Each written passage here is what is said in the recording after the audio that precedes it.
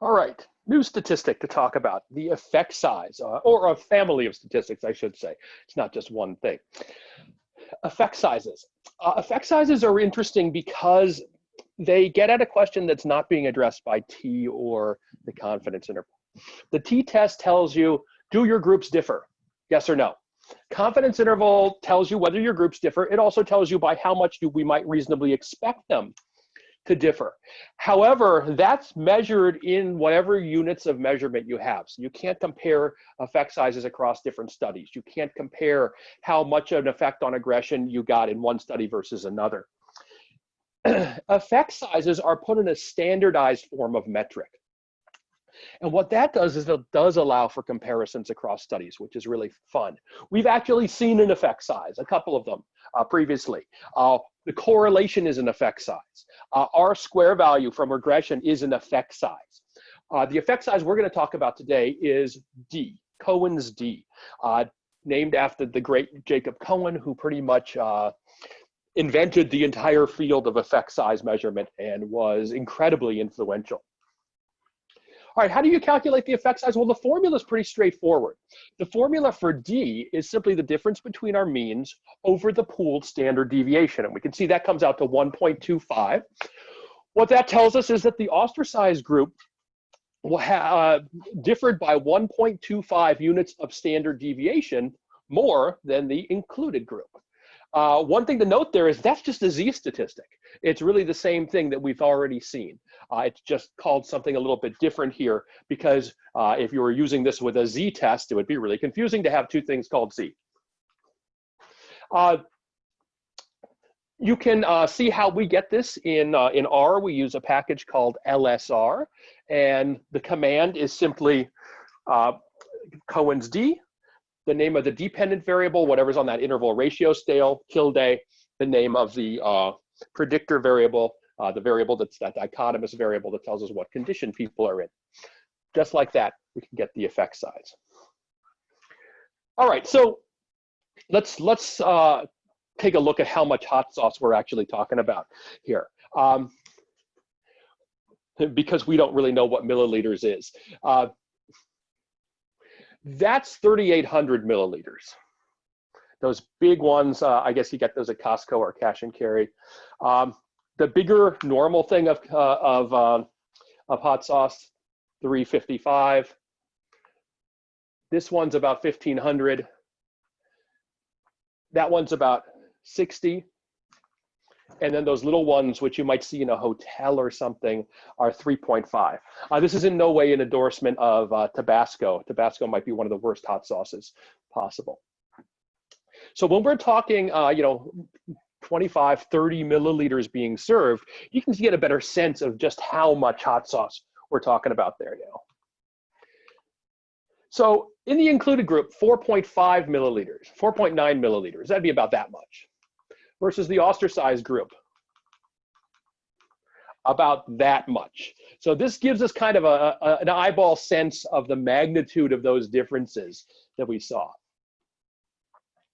So why are effect sizes important here? Well, again, effect sizes are measures of the magnitude of difference that can be compared across approaches. Now, the t-test, you might initially think, well, why can't I just look at which has a bigger t-value? The main reason there is that the denominator of the t-test is a function of the standard deviation, and more importantly, a function of the sample size. So what we'll see as the sample size gets larger, we'll end up with a smaller denominator and a bigger t-value. So you can't compare across two studies with different sample sizes because that sample size is part of what drives the size of the t-value. And that sample size is completely irrelevant to the magnitude of the difference between the means.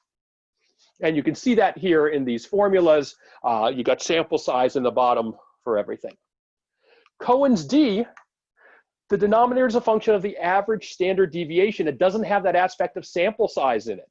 So it takes the sample size piece out of the equation, which is why it's comparable across studies.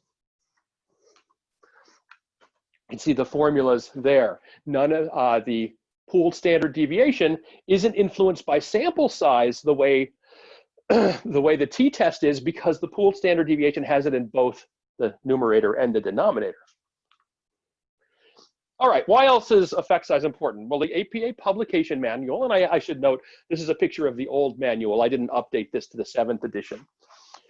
For the reader to appreciate the magnitude or importance of a study's finding, it is always necessary to include some measure of effect size. It's been this way for 15 or 20 years. APA has called for people to always include effect sizes. That's how important they're viewed in the field. And if we take a look at 200 versus 100 group, pooled standard deviation, not affected by the number of people in the group. However, the standard error of the difference between the means, the denominator of that t-test, it is affected. It is affected by the sample size, even when everything else is held constant. Similarly, the t-test, you'll see you get a bigger t-value for the same differences. And again, in each case, you would make a decision to reject the null hypothesis, but that's why we can't just look at the t-value and say, oh, this one is bigger than the other. This must be a bigger effect. It's not a bigger effect. In fact, it's exactly the same effect, but what we're seeing is the influence of sample size on the size of the t. In terms of effect sizes, just to demonstrate, you get exactly the same effect size regardless of the size of the sample. So again, the magnitude of the differences over the standard deviation without the influence of the sample gives us something that allows us to compare across studies with different sample sizes.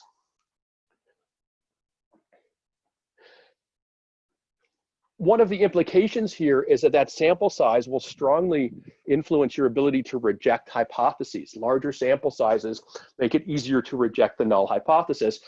We saw that when we talked about power last time. When we talked about power, we talked about how as sample size rises, power goes up. Same concept at play. So how come we can't just look at mean differences? Well, we've got the mean differences here. That reflects a difference of 23 milliliters, or 23. We get a D of 1.25. Well, what if we were doing a different measure? Other studies use different measures of punishment.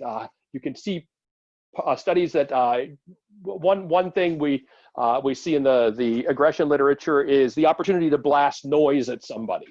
And how long participants do that is the measure of aggression. So let's say we had a study that found similar differences as the ones that we saw in terms of the magnitude of the means.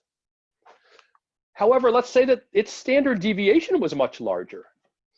Here we would have a completely different effect size. We still have a difference of 23, but the effect size is going to be 0.23 here rather than 1.25. So again, those mean differences not comparable across different measures because they have different standard deviations. Similarly, we could look at another study which focused on evaluating a research assistant who screwed up and you weren't going to get credit for the time that you spent. Again, we could look at mean differences. Let's say there was a 23-point mean difference, but here the pooled standard deviation was only 10. Well, that's going to give us a D of 2.3. That's stronger than the other two effects, but if we were just looking at the mean differences, we would totally lose that piece because those mean differences, those means don't exist in a vacuum. The context that they need to be evaluated in is in terms of their standard deviation. That's what the D statistic does. One thing to note is that there are different measures of effect size. Effect size is not just one thing. They're all on relatively different scales.